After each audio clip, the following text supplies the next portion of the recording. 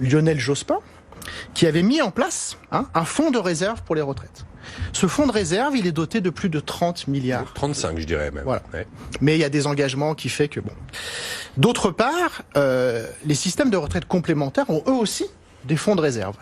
Et le président du Conseil d'orientation des retraites, qui est censé être quand même la personne qui connaît le mieux l'état des retraites en France, nous dit ces fonds de réserve, leur total c'est 116 milliards d'euros. Donc au bas mot, on a, j'avais en tête aussi. voilà, au bas mot, on a 150 milliards de réserves pour les retraites. Il y a un petit problème, Gilles, dans votre. Non, non, mais dans la photo. Ah, non, continuez. Et alors, j'ai pas fini. Qui se souvient de la CADES? Moi. Bah oui. 96. On suit le sujet. Création de la Caisse d'amortissement de la dette sociale financée par la CRDS, la contribution au remboursement de la dette sociale, dont la durée de vie a été prolongée en théorie et ne peut plus être prolongée au-delà de 2024. 20 sur 20. Hein.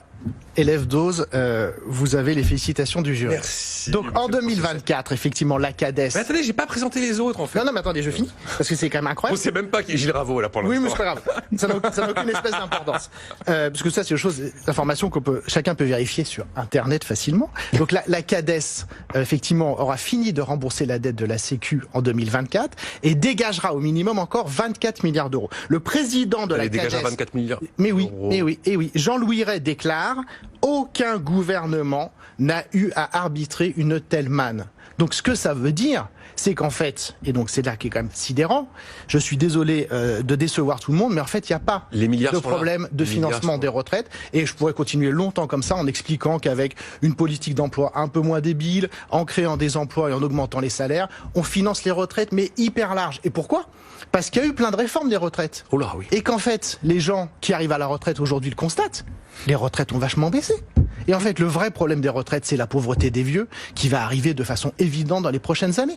Qui n'est pas massive aujourd'hui. Qui n'est pas du tout massive aujourd'hui, qui est la plus grande réussite de l'histoire sociale de la France. Parce qu'avant, quand on était vieux, soit on avait du patrimoine, soit on était pauvre, et la grande majorité des gens étaient pauvres. Et la première réussite de notre système social, c'est qu'on a un taux de pauvreté parmi les vieux, qui est effectivement un des plus bas du monde et un des plus bas de l'histoire, évidemment.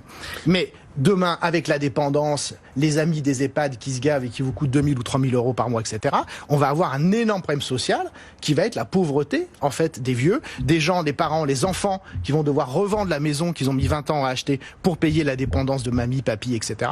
Donc c'est ça le vrai souci. Et je passe sur l'incroyable écart d'espérance de vie qui existe dans notre pays. Étude de l'INSEE de 2017, 13 ans d'écart d'espérance de vie entre un ouvrier qualifié et quelqu'un comme moi. C'est quand même des trucs énormes.